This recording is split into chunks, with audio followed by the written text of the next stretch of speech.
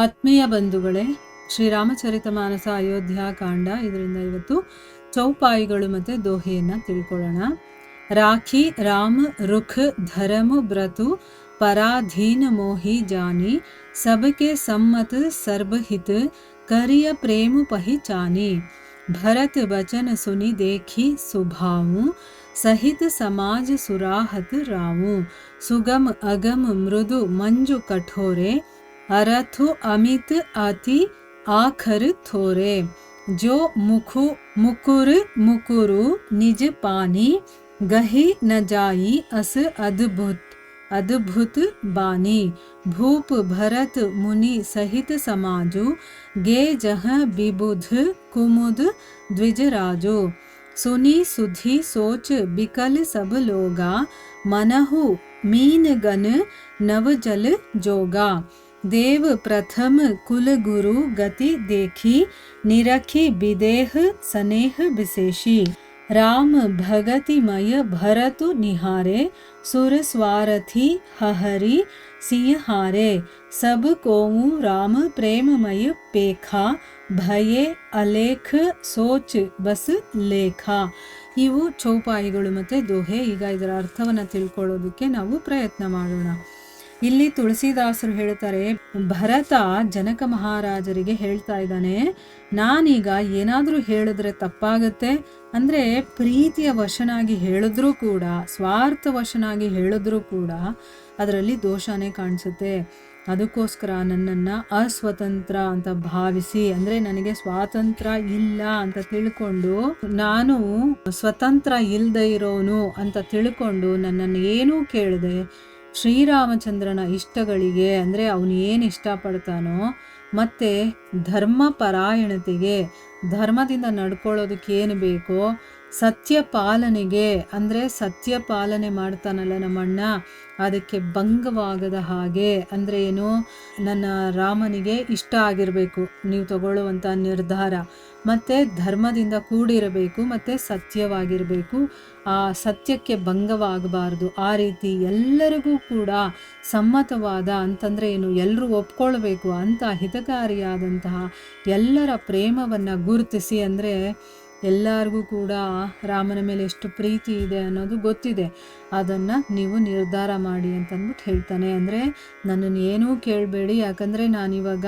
ಯಾವ ರೀತಿಯ ಡಿಸಿಷನ್ ತೊಗೊಂಡ್ರೂ ಕೂಡ ಅದು ತಪ್ಪಾಗೇ ಕಾಣಿಸುತ್ತೆ. ಸೊ ಅದಕ್ಕೆ ನನ್ನನ್ನು ಅಸ್ವತಂತ್ರ ಅಂತ ತಿಳ್ಕೊಳ್ಳಿ, ಅಂದರೆ ನನಗೆ ಸ್ವಾತಂತ್ರ್ಯನೇ ಇಲ್ಲ ಅಂತ ತಿಳ್ಕೊಂಡು ನೀವು ಎಲ್ಲರಿಗೂ ಒಳ್ಳೆಯದಾಗಬೇಕು, ನನ್ನ ರಾಮನಿಗೆ ಅದು ಇಷ್ಟವಾಗಿರಬೇಕು ಅಂತ ಒಂದು ಡಿಸಿಷನ್ ತಗೊಳ್ಳಿ ಅಂತಂದ್ಬಿಟ್ಟು ಹೇಳ್ತಾನೆ. ಭರತನ ಮಾತನ್ನು ಕೇಳಿ ಅವನ ಸ್ವಭಾವವನ್ನು ನೋಡಿ ಮುಗ್ಧನಾದಂಥ ಜನಕ ಪರಿವಾರದಿಂದ ಒಡಗೂಡಿ ಅವನನ್ನು ಹೊಗಳೋದಕ್ಕೆ ಶುರು ಮಾಡ್ತಾನೆ. ಅಂದರೆ ಭರತನ ಬಗ್ಗೆ ಜನಕ ಮಹಾರಾಜನಿಗೆ ಗೊತ್ತಿರಲಿಲ್ಲ. ಅವನು ರಾಜ್ಯವನ್ನು ಪಡಿಬೇಕು ಅಂತ ಇಷ್ಟಪಡ್ತಾನೆ ಅಂತ ಅಂದ್ಕೊಂಡಿರ್ತಾನೆ.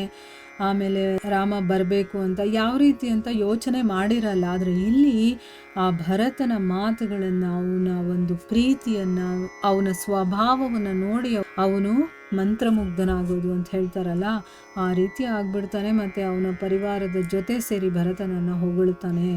ಭರತ ಆಡಿದಂಥ ಮಾತುಗಳಿದೆಯಲ್ಲ, ಅದು ಸುಗಮವಾಗಿದ್ದರೂ ಕೂಡ ಗಂಭೀರವಾಗಿತ್ತು, ಮೃದು ಮಧುರವಾಗಿದ್ದರೂ ಕೂಡ ಕಠೋರವಾಗಿತ್ತು, ಅದರಲ್ಲಿ ಅಕ್ಷರಗಳು ಕಡಿಮೆ ಇದ್ದರೂ ಕೂಡ ಅಪಾರ ಅರ್ಥ ತುಂಬಿತ್ತು ಮತ್ತು ಅಗಾಧವಾಗಿತ್ತು. ನೋಡಿ, ನಾವು ಆಡೋ ಮಾತು ಪೇಜ್ಗಟ್ಟಲೆ ಇರಬೇಕು ಅಂತೇನಿಲ್ಲ, 1-2 ಲೈನಲ್ಲಿ ಮಾತಾಡಿದ್ರು ಕೂಡ ಅದಕ್ಕೊಂದು ಅರ್ಥ ಇರಬೇಕು, ಆ ರೀತಿ ಮಾತಾಡಬೇಕು. ಇಲ್ಲಿ ಭರತ ಯಾವ ರೀತಿ ಮಾತಾಡಿದ್ದಾನೆ ನೋಡೋದಕ್ಕೆ ಈಸಿಯಾಗಿದೆ. ಏನು, ನನ್ನನ್ನು ಏನೂ ಕೇಳಬೇಡಿ, ಯಾಕಂದರೆ ನಾನು ನನ್ನ ಸ್ವಾರ್ಥದಿಂದ ನಾನು ಏನಾದರೂ ಕೇಳಿಬಿಡ್ತೀನಿ, ಅಥವಾ ಬೇರೆಯವ್ರ ಹಿತಕ್ಕೋಸ್ಕರ ಈಗ ರಾಮ ಬರಬೇಕು ಅಂತ ನಾನು ಇಷ್ಟಪಟ್ಬಿಡ್ತೀನಿ. ಆದರೆ ಇಲ್ಲಿ ರಾಮನ ಇಚ್ಛೆ ಏನಿದೆಯೋ ಅದೇ ರೀತಿ ಆಗಲಿ, ಅದು ಧರ್ಮಯುಕ್ತವಾಗಿರಬೇಕು ಮತ್ತು ಸತ್ಯವಾಗಿರಬೇಕು. ಎಲ್ಲರ ಪ್ರೀತಿಯನ್ನು ಕೂಡ ಮನಸ್ಸಲ್ಲಿ ಇಟ್ಕೊಂಡು ನೀವು ನಿರ್ಧಾರ ಮಾಡಿ ಅಂತ ಹೇಳ್ತಾನೆ. ಇದು ಸಾಮಾನ್ಯವಾದಂಥ ವಿಷಯ ಅಲ್ವಾ, ಆದರೆ ಗಂಭೀರವಾಗಿತ್ತು. ಮೃದುವಾಗಿ ಅವನು ಮಾತಾಡಿದ್ರು ಕೂಡ ಅವನ ಮಾತಲ್ಲಿ ಕಠೋರತೆ ಅನ್ನೋದಿತ್ತು. ಅಕ್ಷರಗಳು ಕಡಿಮೆ ಇದ್ದರೂ ಕೂಡ ಅರ್ಥ ತುಂಬಿದೆ. ನೋಡಿ, ಇಲ್ಲಿ ಎಲ್ಲರ ಒಳಿತು ಯಾವುದರಲ್ಲಿದೆಯೋ ಅದು ಏನು, ರಾಮನ ಇಚ್ಛೆ ಹಂಗೆ. ಯಾಕಂದರೆ ರಾಮ ಯಾರು, ಅವನು ಒಡೆಯ, ಅವನು ನಿರ್ಧಾರ ಮಾಡಿರ್ತಾನೆ ಅಂತಂದರೆ ಅದು ಸರಿಯಾಗೇ ಇರುತ್ತೆ. ಮತ್ತು ಅವನ ಮನಸ್ಸಿಗೆ ತೊಂದರೆ ಕೊಡೋದಕ್ಕೆ ನನಗಿಷ್ಟ ಇಲ್ಲ. ಯಾಕಂದರೆ ನಾನು ಸೇವಕನ ಸ್ಥಾನದಲ್ಲಿರೋದ್ರಿಂದ ನನ್ನ ಸ್ವಾಮಿಯ ಇಚ್ಛೆ ಏನಿದೆಯೋ ಅದನ್ನು ಆಗೋ ಹಾಗೆ ನೋಡ್ಕೊಳ್ಳೋದು ನನ್ನ ಜವಾಬ್ದಾರಿ ಬಿಟ್ಟು ಅವನ ಮನಸ್ಸಿಗೆ ಇನ್ನೂ ಕೂಡ ನೋವು ಕೊಡೋದು ನನ್ನ ಧ್ಯೇಯ ಆಗಿರಬಾರ್ದು ಅನ್ನೋ ರೀತಿ ಅವನು ಹೇಳ್ತಾ ಇರೋದು. ಅದಕ್ಕೆ ನೋಡಿ, ಚಿಕ್ಕದಾದಂತಹ ವಿಷಯ ಹೇಳಿದರೂ ಕೂಡ ಅದು ತುಂಬ ಅರ್ಥಗರ್ಭಿತವಾಗಿದೆ ಅಂತಂದ್ಬಿಟ್ಟು ಹೇಳ್ತಾ ಇದ್ದಾರೆ. ಮುಖದ ಪ್ರತಿಬಿಂಬ ಕನ್ನಡಿಯಲ್ಲಿ ಕಾಣುತ್ತೆ, ಕನ್ನಡಿ ಕೈಯಲ್ಲಿದೆ, ಆದರೂ ಕೂಡ ಪ್ರತಿಬಿಂಬ ಅನ್ನೋದು ಕೈಗೆ ಸಿಗೋದೇ ಇಲ್ಲ. ಅಂದರೆ ನೋಡೋದಕ್ಕೆ ಪ್ರತಿಬಿಂಬ ಕಾಣಿಸುತ್ತೆ ಕನ್ನಡಿಯಲ್ಲಿ ಅಲ್ವಾ, ಆದರೆ ನಮ್ಮ ಕೈಗೇನಾದರೂ ಸಿಗುತ್ತಾ? ಇಲ್ಲ.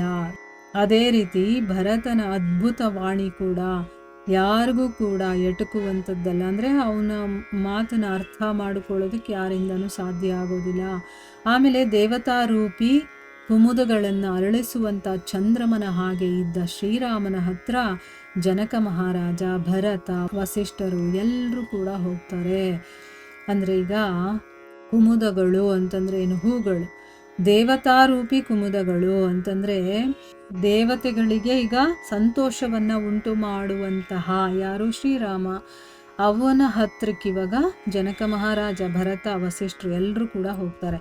ಈಗ ಅವರೆಲ್ಲ ಬರ್ತಾ ಇದ್ದಾರೆ ಅನ್ನುವಂಥ ಸುದ್ದಿಯನ್ನು ಕೇಳಿ ಜನರೆಲ್ಲರೂ ಕೂಡ ಮುಂಗಾರು ಮಳೆಯ ನೀರು ಬಿದ್ದಾಗ ಒದ್ದಾಡುವಂಥ ಮೀನುಗಳ ಹಾಗೆ ವ್ಯಾಕುಲರಾಗ್ತಾರೆ.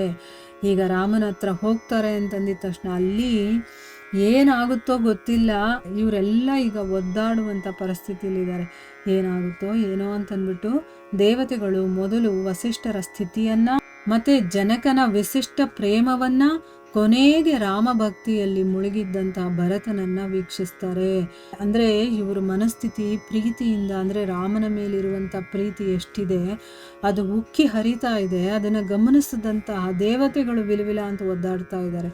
ಯಾಕೆ ಅಂತಂದರೆ ರಾಮ ಎಲ್ಲಿ ಇವರು ಪ್ರೀತಿ ಪ್ರೇಮಕ್ಕೆ ಕರಗು ಹೋಗ್ಬಿಡ್ತಾನೋ, ತಾನು ತನ್ನ ತಂದೆ ಕೊಟ್ಟಂಥ ಮಾತನ್ನ ಮರೆತು ಹೋಗ್ತಾನೋ, ಮತ್ತೆ ವಾಪಸ್ ಅಯೋಧ್ಯೆಗೆ ಹೊರಟೋಗ್ತಾನೋ ಅಂತಂದ್ಬಿಟ್ಟು ಅವ್ರು ಯೋಚನೆ ಮಾಡ್ತಾ ಇದ್ದಾರೆ.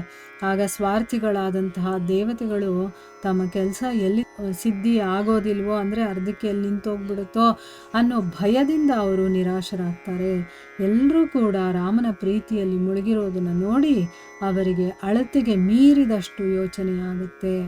ಅಂದರೆ ಎಲ್ಲರೂ ಈಗ ಪ್ರೀತಿಯಿಂದ ತುಂಬ ಹರಿತಾ ಇದ್ದಾರೆ, ಪ್ರೀತಿಯಲ್ಲಿ ಮುಳುಗಿ ಹೋಗಿದಾರಲ್ಲ, ಇದನ್ನೇನಾದರೂ ರಾಮ ಕಣ್ಣಾರೆ ನೋಡ್ದ ಅಂತಂದರೆ ಇವರಿಗೆ ದುಃಖ ಕೊಡೋದಕ್ಕೆ ಅವರು ಇಷ್ಟಪಡೋದಿಲ್ಲ, ಮತ್ತು ಇವರಿಗೆ ವಿರುದ್ಧವಾಗಿ ನಡ್ಕೊಳ್ಳೋದಕ್ಕೆ ಅವನು ಇಷ್ಟಪಡೋದಿಲ್ಲ. ಆಗೇನಾಗುತ್ತೆ, ನಮ್ಮ ಒಂದು ಕೆಲಸ ಆಗೋದಿಲ್ವಲ್ಲ ಅಂತಂದ್ಬಿಟ್ಟು ದೇವತೆಗಳು ಯೋಚನೆ ಮಾಡ್ತಾ ಇದ್ದಾರೆ.